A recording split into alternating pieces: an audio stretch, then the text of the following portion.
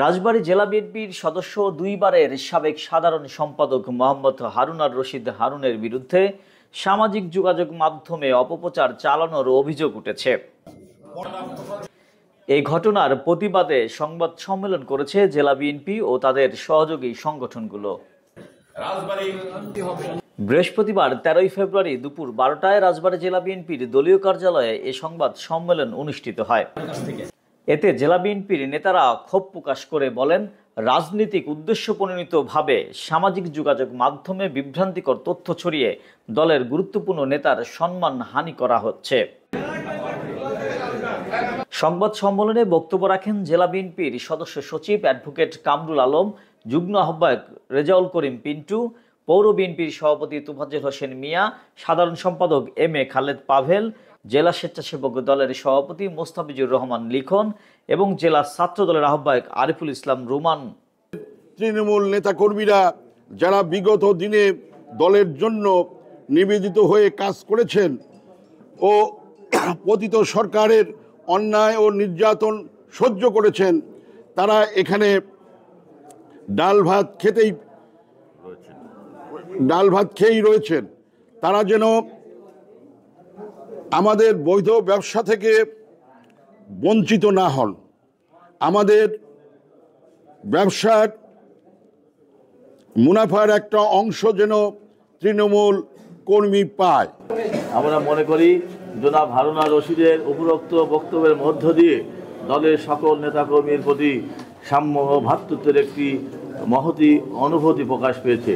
এতে দলের সর্বস্তরের নেতাকর্মী আরও উজ্জীবিত হবে এবং সকল প্রকার অন্যায় এবং সামাজিক অবিচার থেকে দূরে থাকতে সহায়ক হবে।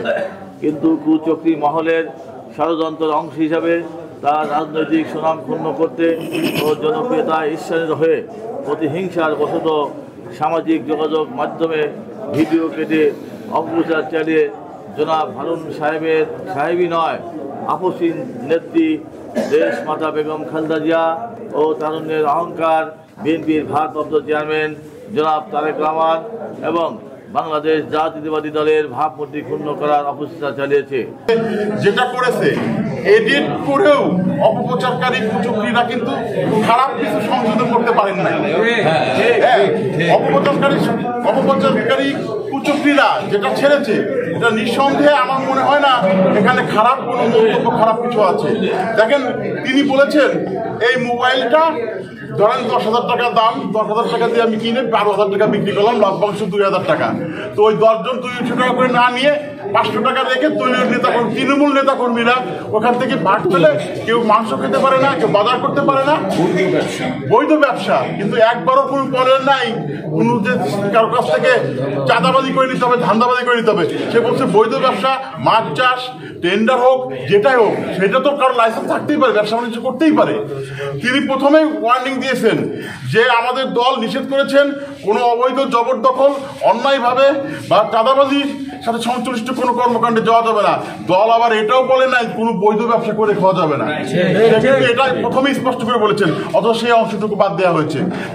আওয়ামী লীগের দোসররা তার বক্তব্যের ভুল ব্যাখ্যা ও খণ্ডিত ভিডিও চিত্র দিয়ে গোলাপানিতে মাছ শিকারের যে অপচেষ্টা চালিয়েছে, আমরা তার তীব্র ও নিন্দা ও প্রতিবাদ জানাচ্ছি।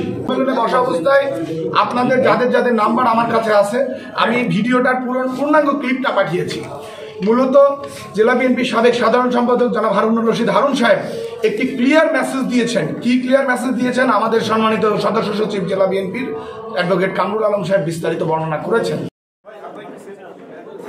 নেতৃবৃন্দ দাবি করেন, বিএনপি নেতাদের বিরুদ্ধে এ ধরনের অপপ্রচার গণতন্ত্রের জন্য হুমকি স্বরূপ। তারা প্রশাসনের প্রতি আহ্বান জানান, দ্রুত এ ঘটনার তদন্ত করে দোষীদের চিহ্নিত করে আইনের আওতায় আনা হোক।